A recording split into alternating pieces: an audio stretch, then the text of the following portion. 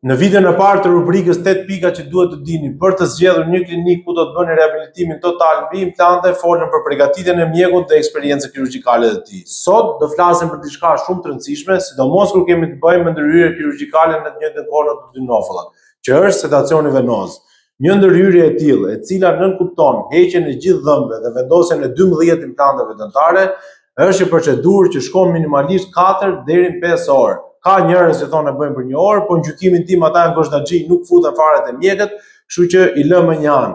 4 deri 5 orë duhen për të vendosur implantet, për të vendosur dhe komponentët protezik dhe marrjen e masës për dhëmbët provizor fiks. Dhe të rrish gjithë këtë kohë kaq gjatë me gojën hapur, të operohesh vetëm në anestezi lokale, ju e garantoj që është një eksperiencë të cilën nuk do doni kur ta kishit kaluar. Dhe për këtë ju hyn në punë sedacioni venoz. Po si funksionon sedacioni venoz? Pra në klinikës tonë vjen një mjek anestezist reanimator, i cili është ndër mjekët më të mirë në Tiranë dhe punon në qendrën spitalore universitare Nën Tereza. Mjek të cilit unë i kam besuar dhe vetë jetën time në një ndërhyrje kirurgjikale që kam bërë kohë më parë. Pra, njeri më të besuar dhe më të aftë profesionalisht nuk mendoj që do kisha mundësi të gjeja për ju. Doktori fillimisht vlerëson gjendjen tuaj të përgjithshme, pastaj ju gjen një vend tek e cila do injektoj preparate anestetike të kontrolluara dhe të dozuara në mënyrë eksakte nga një sheringë elektrike automatike komplet e komanduar nga ai.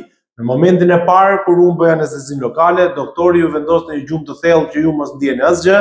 Pastaj ju zgjon dhe ju mban të përgjumbur, duke humbur kështu totalisht sensin e kohës dhe hapësirës dhe duke u shliruar nga ankthi dhe nga stresi. Jeni komplet të relaksuar, po çka ka më shumë rëndësi është që keni jetën të sigurt, sepse doktori gjatë gjithë kohës është duke monitoruar në monitorin e shenjave vitale të gjithë parametrat tuaj. Dhe kjo gjë është shumë e rëndësishme, sidomos kur kemi të bëjmë me ndërhyrje kaq komplekse dhe kur kemi të bëjmë me pacient një pjesë të mirë të cilëve vuajnë nga patologji shoqëruese të përgjithshme.